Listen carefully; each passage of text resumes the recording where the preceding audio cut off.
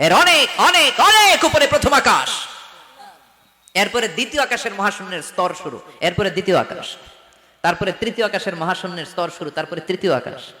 একটার চেয়ে আরেকটা বড়। প্রথম আকাশের চেয়ে দ্বিতীয় আকাশ কত বড় বলি, আপনার হাতের আংটিটা যদি সাহারা মরুভূমিতে আপনি ছুঁড়ে ফেলে দেন, পুরো মরুভূমির তুলনায় আংটি যত ছোট, আল্লাহর দ্বিতীয় আসমানের তুলনায় আল্লাহর প্রথম আসমানটা ঠিক তত ছোট।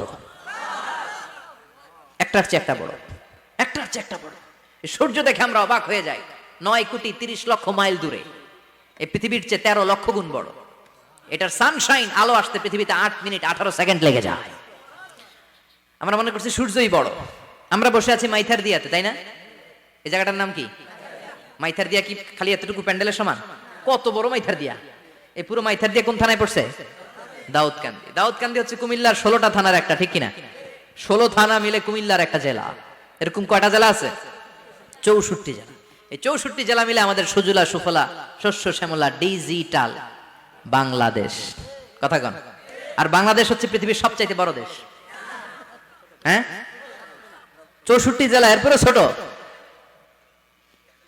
যাদের অ্যাটলাস ম্যাপ নিয়ে যাদের ধারণা আছে তারা দেখবেন বাংলাদেশ এই শব্দটা লেখার জায়গা আমরা পাই না। মানচিত্রে বাংলাদেশ শব্দটা লেখার জায়গা পায় না। বিআরএ উঠে যায় ইন্ডিয়ার উপর, আর ডিএসএইচ উঠে যায় আবার ইন্ডিয়ার উপর। মাঝখানের দুইটা অক্ষর বাংলাদেশের উপরে পড়ে। চিল্লায় বলেন ঠিক কিনা? কত ছোট দেশ। পাশের ইন্ডিয়া 20-25 গুণ বড়। ইউরোপ আমেরিকার অনেক দেশ আছে, আমেরিকায় বাংলাদেশের চেয়ে শতগুণ বড়। কানাডা কয়েকশো গুণ বড়, রাশিয়া কয়েকশো গুণ বড়। এরকম প্রায় 200 দেশ নিয়ে পৃথিবীর স্থলভাগ, আর 70% হচ্ছে শুধু পানি। এই সব মিলে আমাদের এই পৃথিবী। আর এত বড় পৃথিবীর চেয়েও নাকি সূর্য 13 লক্ষ গুণ বড়। তার মানে সূর্যই বড় না, সূর্যের চেয়ে অনেক বড় তারা আছে। সূর্যের পরে পৃথিবীর সবচেয়ে কাছের যে তারা বা স্টার, ওটার নাম হচ্ছে প্রক্সিমা সেন্ট্রাই। নাম কি? প্রক্সিমা সেন্ট্রাই। এরপরে আলফা সেন্ট্রাই এ, আলফা সেন্ট্রাই বি, ইটা ক্যারিনা, বেটেলজিউস, এরকম একটার পর একটা তারা। যেই সূর্য পৃথিবীর চেয়ে 13 লক্ষ গুণ বড়, বেটেলজিউস নামে একটা তারা আছে, ওটা সূর্যের চেয়ে 33 কোটি গুণ বড়। তার মানে কি বেটেলজিউসই সবচেয়ে বড় না? ছোট্ট একটা তারা। এই বেটেলজিউসকে খেয়ে ফেলাইতে পারে এরকম 1000 কোটি গুণ বড় সাইজের তারা আছে না নাই? এরকম কয়েক বিলিয়ন তারা নিয়ে আমাদের গ্যালাক্সি গঠিত। আমাদের গ্যালাক্সি, এটার নাম মিল্কি ওয়ে। এটার নাম কি? আমাদের গ্যালাক্সি। এই গ্যালাক্সিতে আমাদের অবস্থান। এরকম কত হাজার কোটি গ্যালাক্সি আছে আমেরিকার নাসার বিজ্ঞানীরাও জানে না। আমাদের গ্যালাক্সির সবচেয়ে কাছের যে গ্যালাক্সি, ওই গ্যালাক্সিটার নাম হচ্ছে অ্যান্ড্রোমেডা। কি নাম? অ্যান্ড্রোমেডা। আমাদের গ্যালাক্সি থেকে কেউ যদি কাছের গ্যালাক্সি অ্যান্ড্রোমেডাতে যেতে চায়, তার 2.5 মিলিয়ন লাইট ইয়ার্স সময় লেগে যাবে। কথাটা কঠিন হয়ে গেছে, আমি ভেঙে বলি, তারপরে সুবহানাল্লাহ কইেন। আমাদের গ্যালাক্সির নাম মিল্কি ওয়ে। মিল্কি ওয়ে থেকে যদি কেউ অ্যান্ড্রোমেডাতে যেতে যায়, কত সময় লাগবে? 2.5 million light year. Light year মানে আলোকবর্ষ। আলোর গতিতে যদি ছোটা যায়, 2.5 মিলিয়ন মানে হচ্ছে প্রায় 25 লক্ষ।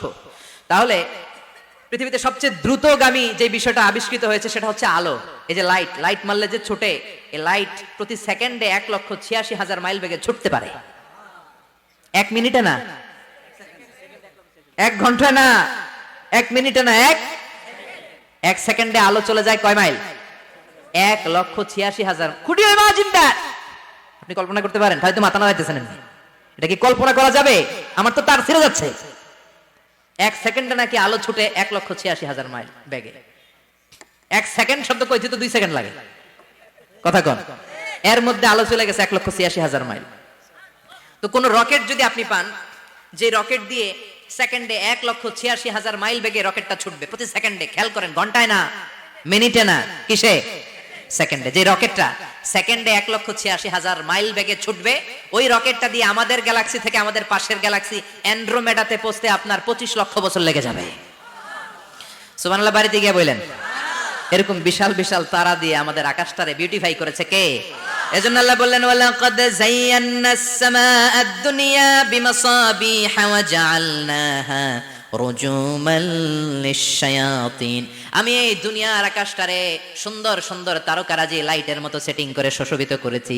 আবার এই তারকা দিয়ে আমি শয়তানদেরকে প্রহার করেছি। সুবহানাল্লাহ। শয়তানদেরকে আল্লাহ তারা মেরে আঘাত করে। সুবহানাল্লাহ বলেন।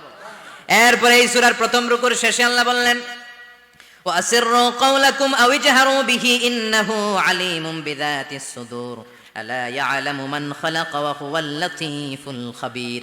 আল্লাহ বললেন, وَأَسِرُّوا قَوْلَكُمْ, তোমরা যদি গোপনে কথা বলো, আও ইজহারু বিহি, কিংবা স্পষ্ট করে বলো, সব শুনে কে? আপনি যেমনি বলেন শুনবে কে? বলেনই নাই, শুধু মনে মনে ভাবছেন। শুনবে কে? সুবহানাল্লাহ কইবেন না? সাত আকাশের উপরে, আরশের উপরে তার অবস্থান, সাত জমিনের নিচে কোন গোপনতম প্রকোষ্ঠে কোন ছোট্ট বাক্সের ভেতরে যদি কোনো পিঁপড়া, পিপিলিকা নীরবে হেঁটে যায়, আল্লাহ বলে আমি ওই পিঁপড়ার হেঁটে চলার পায়ের আওয়াজটাও শুনতে পাই। এজন্য কেউ যেটা শোনে না, শোনে কে?